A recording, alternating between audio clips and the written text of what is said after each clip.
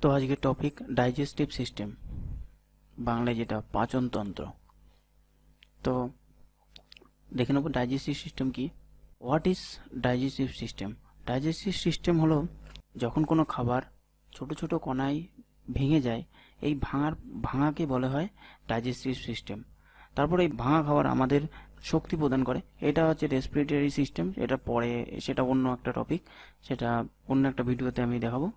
তো এই ডাইজেস্টিভ সিস্টেমের জন্য আমাদের শরীরের ভিতরে কি কি কি কি যন্ত্র আছে সেটা একবার দেখে নেব। প্রথমে আছে হচ্ছে স্যালিভারি গ্ল্যান্ড মানে লালাগ্রন্থি, তারপর ওইসোফেগাস খাদ্যনালী, যকৃৎ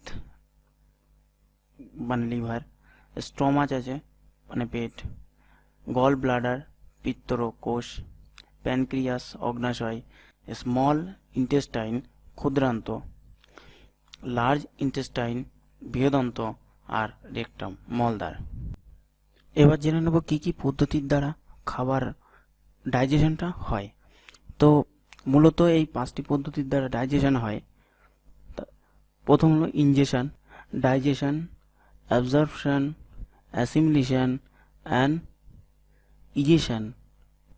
তো তো ইজেশন বলে খাবার খাওয়াকে, আর ডাইজেশন বলে খাবারের বড় বড় কণাগুলিকে ছোট ছোট কণাকে পরিণত করাকে বলা হয় ডাইজেশন। আর অ্যাবজর্পশন, ছোট ছোট খাবার দেহের ভিতরে অ্যাবজর্পশন হয়, এটাকে অ্যাবজর্পশন বলা হয়।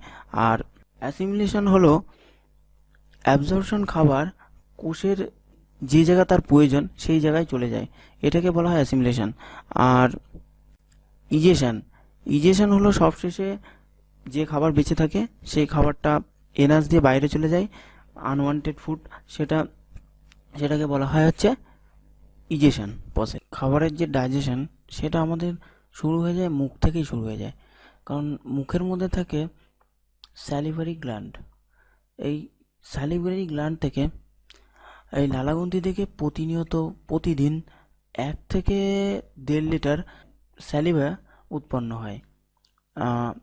এই স্যালিভারি গ্ল্যান্ড তো আমাদের অনেক আছে, তবু তার মধ্যে মুখ্য যেগুলো সেগুলো হলো প্যারোটিড গ্ল্যান্ড, সাবম্যান্ডিবুলার গ্ল্যান্ড আর সাবলিঙ্গুয়াল গ্ল্যান্ড। এই 3টে গ্ল্যান্ড থেকে প্রতিদিন 1 থেকে 1.5 লিটার স্যালিভা উৎপন্ন হয়। এই স্যালিভার মধ্যে থাকে স্যালিভারি অ্যামাইলেজ। স্যালিভারি অ্যামাইলেজ এটা একটি এনজাইম। এই এনজাইমের কাজ কি? এনজাইমের কাজ হলো মূলত বিক্রিয়াতে অংশগ্রহণ না করা, মানে রিয়াকশনে কোনো অংশগ্রহণ করে না, কিন্তু রিয়াকশনের গতিটা বাড়িয়ে দেয় হচ্ছে এই এনজাইম। তো এই যে স্যালিভারি এনজাইম, এই স্যালিভারি এনজাইম যে স্যালিভার মধ্যে থাকে, এটা কি করে স্টার্চটাকে মল্টোজে পরিণত করে, স্টার্চটাকে মল্টোজে কনভার্ট করে। এরপরে খাবার গিয়ে পৌঁছায় ওইসোফেগাসে। এরপরে খাবার ওইসোফেগাস মানে খাদ্যনালীতে আসার পরে খাদ্যনালী সংকোচন ও প্রসারণের ফলে খাদ্য গিয়ে পৌঁছায় স্টোমাচে। এই এই যে খাদ্যনালীর সংকোচন ও প্রসারণ, এই যে পদ্ধতিটা, এই পদ্ধতিকে বলা হয় পেরিস্টালসিস। এরপর খাবার যখন স্টোমাচে এসে পৌঁছায়, এই যে স্টোমাচের ছবি আমি এখানে দেখিয়েছি বড় করে। তো এরপরে স্টোমাচে যখন খাদ্য এসে পৌঁছায়, তখন এই স্টোমাচের ভিতরে একরকম এনজাইম থাকে, এর নাম পেপসিন। এই পেপসিন এনজাইম কি করে, এই প্রোটিনকে পেপটনে ভেঙে ফেলে। তাই এই যে প্রোটিনকে পেপটনে ভেঙে ফেলছে, এই যে পেপসিন এনজাইম, এই পেপসিন এনজাইমকে অ্যাক্টিভেট করে হচ্ছে এর ভিতরে থাকে একরকম অ্যাসিড যার নাম হাইড্রোক্লোরিক অ্যাসিড। এই হাইড্রোক্লোরিক অ্যাসিড এই পেপসিন এনজাইমকে অ্যাক্টিভেট করে। অ্যাসিড শুধু পেপসিন এনজাইমকে অ্যাক্টিভেট করে না, তাছাড়াও এর অনেক কাজ আছে। আমরা যখন খাবার খাই তখন অনেক ব্যাকটেরিয়া থাকে খাবারের ভিতরে, সেই ব্যাকটেরিয়াগুলোকে মেরে ফেলার কাজ করে হচ্ছে অ্যাসিড। তা অ্যাসিড এই ব্যাকটেরিয়াগুলো, কারণ ব্যাকটেরিয়া অ্যাসিডের ভিতরে সার্ভাইভ করতে পারে না, ও কখনো কখনো আমাদের পেটের ভিতরে এই অ্যাসিড বেশি পরিমাণের তৈরি হয়ে যায়, তখন অ্যাসিডিটি তৈরি হয়। তো এরপরে খাবার চলে যায় স্মল ইন্টেস্টাইনে। স্মল ইন্টেস্টাইনে স্মল ইন্টেস্টাইনে সব থেকে যদি বেশি খাবার ডাইজেশন হয় যে জায়গা, সেটা হচ্ছে স্মল ইন্টেস্টাইন। এখানে খাবার 4 থেকে 8 ঘন্টা স্টোর থাকে। তা স্মল ইন্টেস্টাইন এটা হচ্ছে 20 ফিট লম্বা হয়। এই 20 ফিট লম্বা হয়। এর 3টি অংশ সাধারণত: ডিওডেনাম, জেজুনাম আর ইলিয়াম। এ এই ডিওডেনামে সব থেকে বেশি খাবার ডাইজেশন হয়, মানে স্মল ইন্টেস্টাইনে সব থেকে বেশি খাদ্য ডাইজেশন হয়। তার এই ডিওডেনাম, স্মল ইন্টেস্টাইনের কোন অংশে ডিওডেনামে সব থেকে বেশি খাবার মানে ডাইজেশন হয়, প্লাস প্রায় 90% মানে খাবার এখানে ডাইজেশন হয়। আর জেজুনামে আর ইলিয়ামে কোনো খাবার ডাইজেশন হয় না, মানে ডিওডামের পরে খাবার ডাইজেশন পুরো বন্ধ হয়ে যায়। এই এখানে ডিওডিনামে প্রায় 90% খাবার ডাইজেশন হওয়ার কারণ হচ্ছে এই যে প্র্যানকিয়াস আর লিভারে যে বাইলগুলো তৈরি হয়, সেই বাইলগুলো এখানে এই ডিওডিনামে এসে খোলে। এই জন্য খাবার ডাইজেশনের সব থেকে বেশি হয় ডিওডিনামে। তো ডিওডিনামের ভিতরে কেমিক্যাল রিয়াকশন কাজ করে। তো ডিওডিনামের ভিতরে যে কেমিক্যাল রিয়াকশন কাজ করে, যে এনজাইমগুলো কাজ করে, সেই এনজাইমগুলো হচ্ছে প্যানক্রিয়াস, বাইল যেটা লিভার তৈরি করে, আর ইন্টেস্টিনাল জুস। এবার দেখে নেব প্যানক্রিয়াস কিভাবে কাজ করে। তো প্যানক্রিয়াস প্রথমে তৈরি করে যে এনজাইম, সেটা হচ্ছে প্রোটিয়েজেস। তো প্রোটিয়েজেসের কাজ হলো পেপটাইডকে অ্যামাইনো অ্যাসিডে ভেঙে ফেলা। আমরা যখন স্টোমাচ পড়েছিলাম তখন দেখেছিলাম যে এই প্রোটিনকে পেপটোডে ভেঙে ফেলেছিল, পেপটাইডে ভেঙে ফেলেছিল পেপসিন নামক এনজাইম।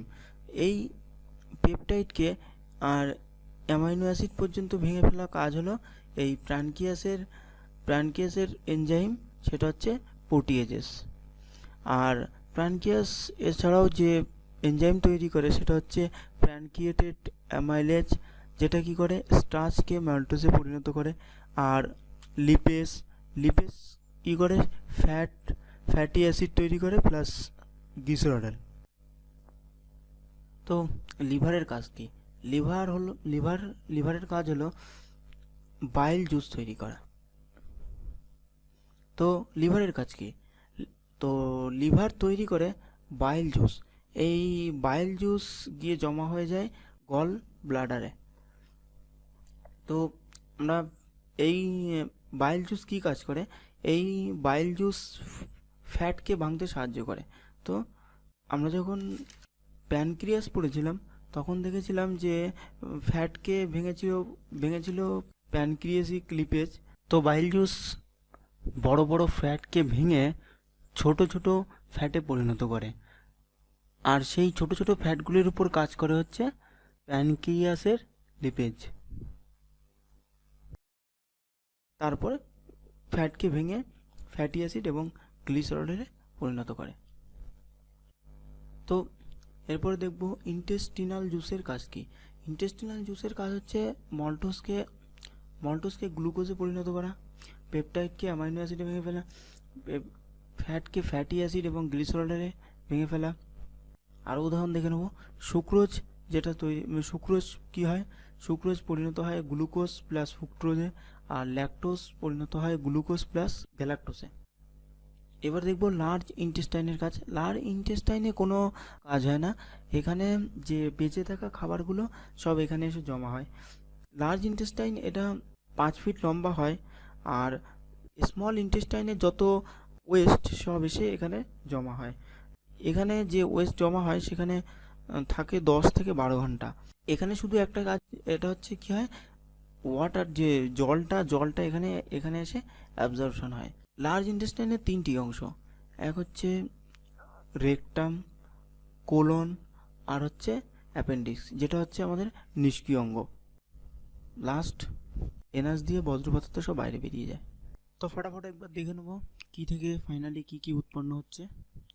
স্টার্চ থেকে গ্লুকোজ, প্রোটিন থেকে অ্যামাইনো অ্যাসিড, ফ্যাট থেকে ফ্যাটি অ্যাসিড অ্যান্ড গ্লিসারল। তো থ্যাংক ইউ ফর ওয়াচিং।